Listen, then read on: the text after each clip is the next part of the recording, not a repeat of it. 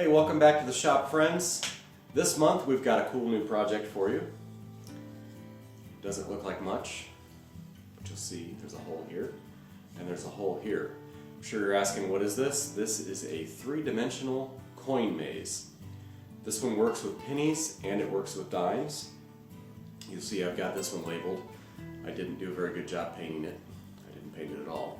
So I've got my entrance and I've got my exit.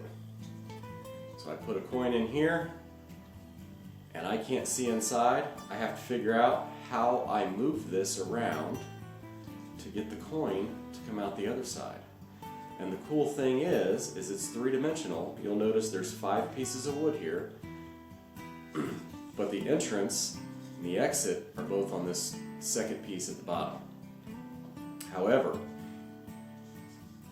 your coin has to go in here. It has to come all the way up here, traverse around, come back down, traverse around some more before you can get it out. And the other cool thing about this, you'll see as we put it together, is that you can put these together in a few different configurations, so not everybody's will be the same. And it also doesn't matter which is the entrance and the exit. I just labeled this so that I know if I put a coin in one end, if it comes back out that other end, I didn't make it through. But if it comes out the other end, I know I made it through. So that makes it easy for me to remember. So what you're going to need for this project is you're going to need some glue. I use wood glue, but you can use white school glue would be just fine.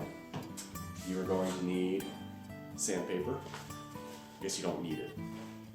I like it because I want to clean up the fuzzies and smooth out the edges, but you don't have to. And the other thing you're going to need, we'll dig in a drawer here, is just some little spring clamps.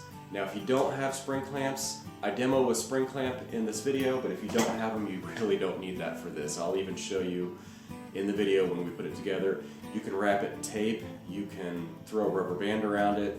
The first one I glued up, I actually just laid it on the bench and I set a heavy weight on top of it and it glued up just fine. It doesn't need a lot of clamping force. It's really just to keep it from moving while the glue's drying.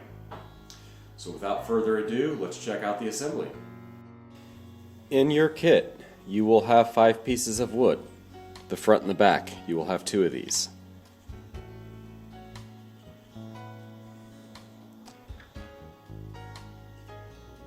Piece number 2, you can tell because it's laser cut and the edges are burnt.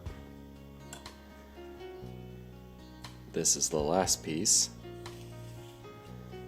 And this is piece number 3. This is the piece that goes in the middle. I'm going to move these aside and show you how it goes together. First you're going to take the bottom piece. And I'm just wiping off some fuzzies here. You can sand it as well. Then you're going to take this laser cut piece. I'm going to flip it over. And actually what I'm going to show you how easy it is to break. But I'm going to show you that even if it's broken, because I'm afraid that some may break in transit, you can still put this together quite nicely. Turn it over. First thing I'm going to do is I'm going to get my glue. And I'm going to put some glue on here, on here. You don't need a lot, you just need it to hold it together. You don't want it gushing out because then your maze may not work. So I'm just putting some dots here. Move this, since I've got it broken, I'm going to put this piece on first.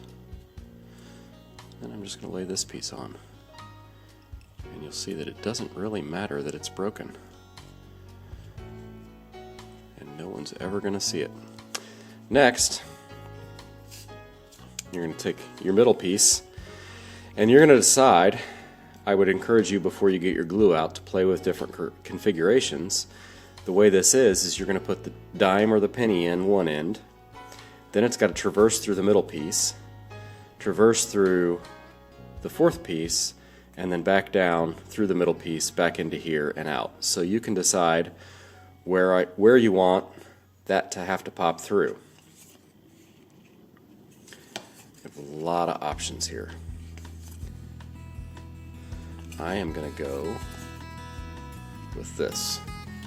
So first thing I need to do is I need to put glue on this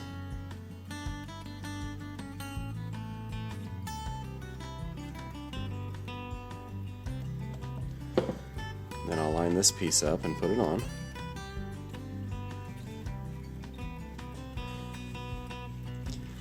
So we've got that all lined up.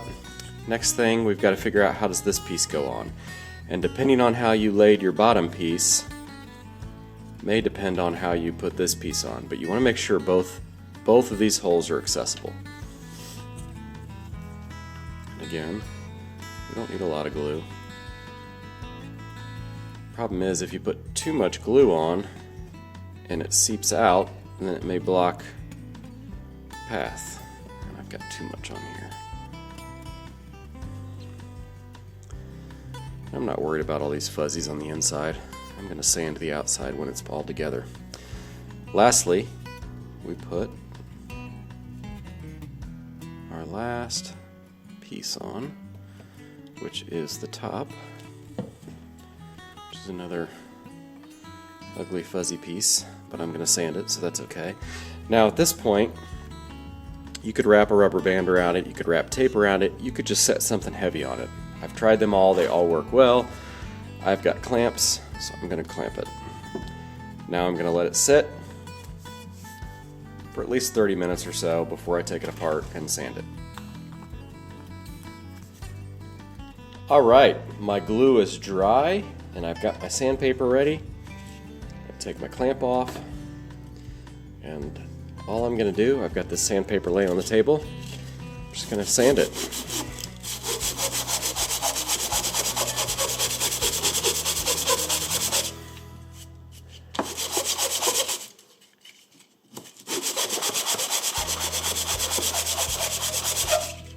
And I'm not worried about it being perfect because I'm going to paint it.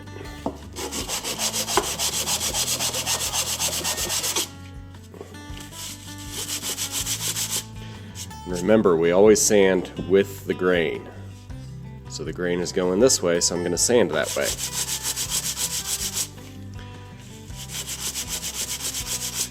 And the reason we do that is because then the grain hides the marks from the sandpaper.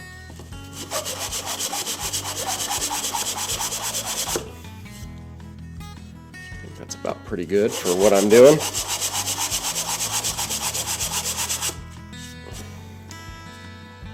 And voila, I've got a finished coin maze.